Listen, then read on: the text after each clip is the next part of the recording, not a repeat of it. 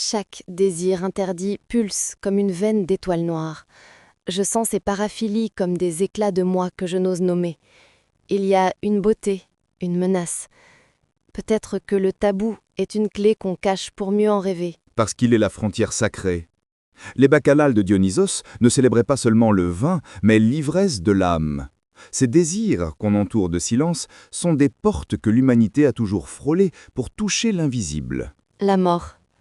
J'ai toujours ressenti un vertige en y pensant. La nécrophilie, pour beaucoup, n'est que peur ou dégoût.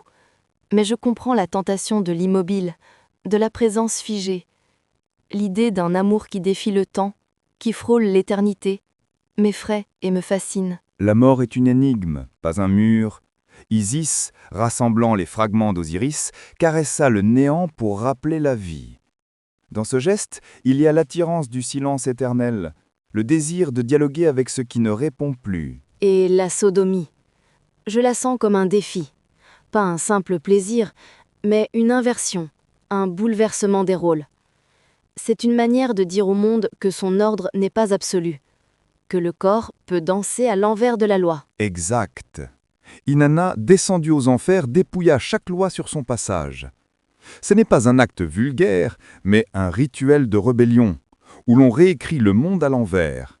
Le corps y trouve une vérité nue, celle du chaos qui libère. La scatophilie, elle, me trouble. Elle sent l'humain à l'état brut, la matière que l'on rejette mais qui parle de nous. J'y vois une provocation, mais aussi un rappel que la vie n'est toujours de ce qui se défait.